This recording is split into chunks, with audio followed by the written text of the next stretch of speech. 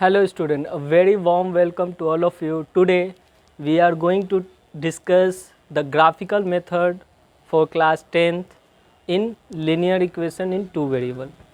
तो linear equation in two variable में हम लोग algebraic methods को complete कर लिया है, जिसमें substitution, elimination and cross multiplication methods आती हैं.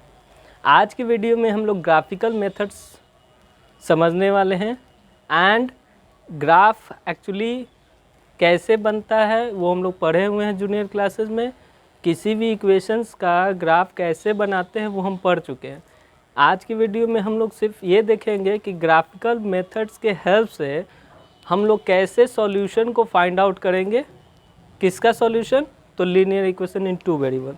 तो सबसे पहले यहाँ पेयर ऑफ लीनियर इक्वेशन हम लोग जनरल फॉर्म देखते हैं, that is graphical method.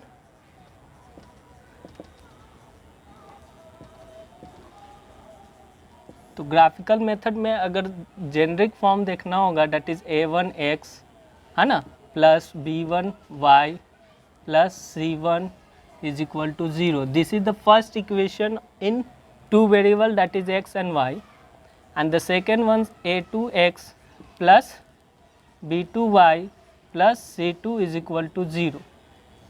Okay, अब इसका हमको सॉल्यूशन निकालना है. तो सबसे पहले तीन केस अराइज होते हैं इसमें. केस वन, अगर हम एक ग्राफ पेपर लेते हैं, मान लो ये हमारा ग्राफ पेपर है जिसमें दो ऑर्डिनेट है, एक एक्स एक्सिस है दूसरा वाई एक्सिस. तो इससे जो बनेगी ग्राफ, दो ग्राफ बनेगा क्योंकि दो है हमारे पास इक्वेशन है ना. दोनों ग्राफ मान के चलो एक लाइन L1 है and second is line L2. Okay, और ये दोनों एक ऐसे आया एक ऐसे आया. दो ग्राफ हमारे पास आया, एक L1 और दूसरा L2. ये कहीं ना कहीं इंटरसेक्ट किया एक पॉइंट P पे. इस पॉइंट पे अल्फ़ा एंड बीटा दो वैल्यू आया. ठीक, तो पहला केस ये है कि when graph L1 and L2 intersect at a point P, that is उसका कुछ कोऑर्डिनेट होगा अल्फ़ा एंड बीटा मान लिए. That is the value of x and y for the equations है ना. मान के चलो कि वो इक्वेशन होगा, उस इक्वेशन का कोई भी इक्वेशन से L1 L2 बन सकता है. ठीक है, दो बनेगा. तो दोनों अगर इंटरसेक्ट करता है तो हमारे पास जो पॉइंट मिलती है डेट इज़ P, अल्फ़ा और बीटा वैल्यू आते हैं उसमें ऑर्डिनेट. तो x एंड y का जो वैल्यूज़ होगा या सॉल्यूशन होगा वो अल्फ़ा और बीटा होगा. x is equal to alpha हो जाएगा और y is equal to beta हो जाएगा. ठीक, क्योंकि x कोऑर्डिनेट पहला होता है value and y coordinate second value होता है. ठीक है, उसी तरह केस सेकंड,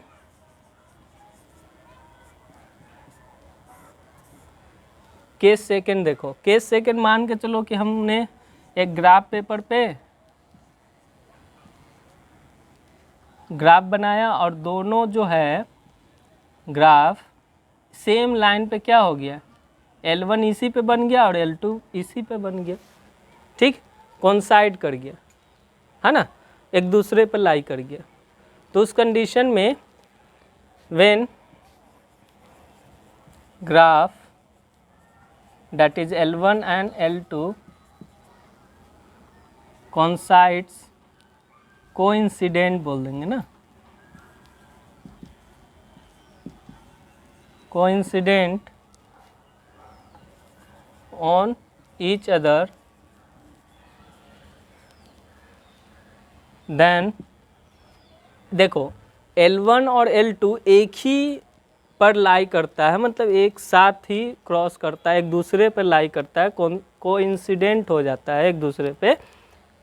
तो हम लोग का जो सॉल्यूशन होगा वो इनफाइनाइट होगा। कितना होगा? Then the solution for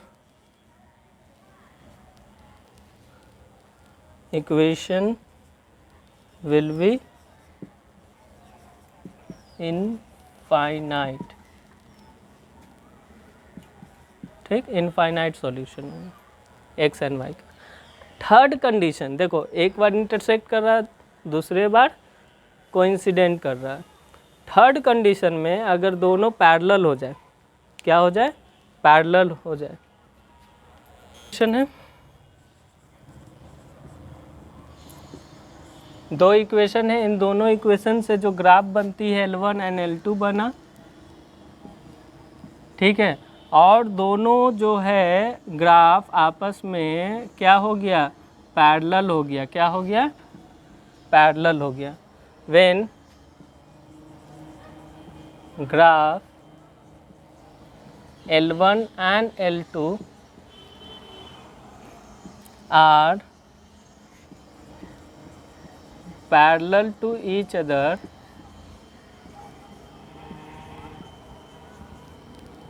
then its solution has no common to each other, और सिंपली कह सकते हैं हम लोग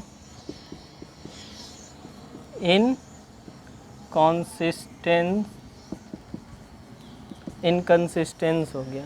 ठीक है, हम लोग पढ़े हुए इनकंसिस्टेंट और कंसिस्टेंट सॉल्यूशन किसको कहते हैं? कंडीशन जो हम लोग पढ़ाए थे प्रीवियस वीडियो में। ठीक है, तो ये हमारे पास 3 कंडीशन हो गया ग्राफिकल मेथड्स में। तीनों कंडीशन पे क्वेश्चन हम लोग डिस्कस कर लेते हैं। ठीक है, आज का वीडियो में यही रहेगा।